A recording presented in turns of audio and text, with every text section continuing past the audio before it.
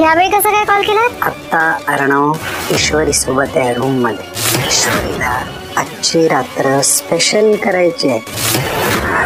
आज आता तू इथे आलीस तरच वाचवू शकशील तुझं प्रेम आणि तुझा एआर.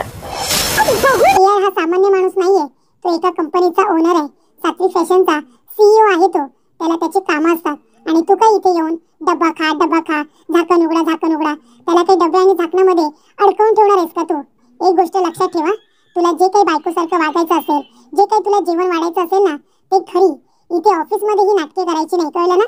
ऑफिसमध्ये लांबच राहायचं, अर्णवला कामं करून द्यायची, कळलं तुला? जा आता, ही मिडल क्लास मेंटॅलिटी घेऊन घरी जा. त्यानंतर प्रेक्षकांनो, लावण्याने ईश्वरीला सुनावलेलं असतं. ईश्वरीला खूप राग येतो आणि ती सुद्धा तिथून निघून जाते.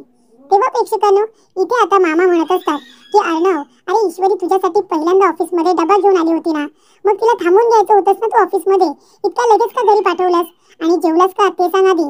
तेव्हा इथे अर्णव म्हणतो, मामा अहो मी जेवून घेतलं, पण मी सुंदर आहे ना, ती खूपच जास्त वेळ वागत होती, साधा कागदाच्या तुकड्याला काय हात लावला, जोरात ओरडत होती, आता काय करायचं मी सांगा बरं. तेव्हा मामा म्हणतात, बरं ठीक आहे, तू नको काळजी करू, ईश्वरी घरी येते ना, मी घरीच आहे. त्यानंतर प्रेक्षकांनो, इथे अंजली येते आणि म्हणते, मामा काय झालं? तेव्हा मामा म्हणतात, काही नाही ग, ईश्वरी अर्णवसाठी डबा घेऊन गेली होती ना, ती आता परत येते, तेव्हा अर्णवने फोन केला होता. तेव्हा प्रेक्षकांनो, अंजली म्हणत असते की इतक्या लवकर येते ईश्वरी परत, थोडा वेळ थांबायचं ना. तेवढ्यातच ईश्वरी आलेली असते. तेव्हा अंजली म्हणते, काय ग ईश्वरी, ऑफिसमध्ये चिंटूसाठी डबा घेऊन गेली होतीस ना, काय झालं मग, काय झालं दोघांमध्ये बोलणं?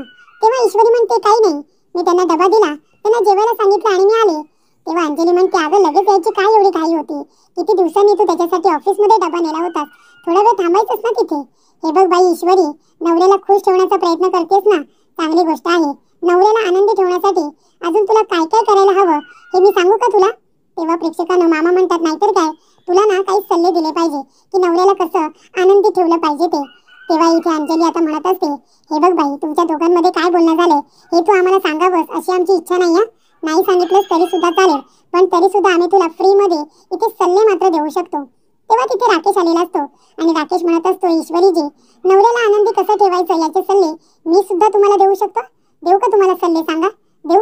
तेव्हा मामा म्हणत असतात, अरे ईश्वरी, सॉया, तू आत्ताच थकून आलीस, तरी सुद्धा मला तुला एक काम सांगायचं आहे. तू माझ्यासाठी चहा करशील का ग? प्लीज, तुझ्या हातचा आल्याचा चहा मला प्यावासा वाटतोय.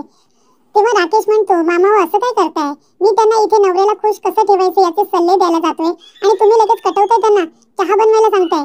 तेव्हा मामा म्हणतात, नाही कसं आहे ना जावई बापू, अहो तुम्ही वकील आहात, तुम्ही इथे सल्ले द्याल आणि लगेच फी वगैरे मागितली तर, म्हणून तुमचे फुकटचे सल्ले नको आम्हाला.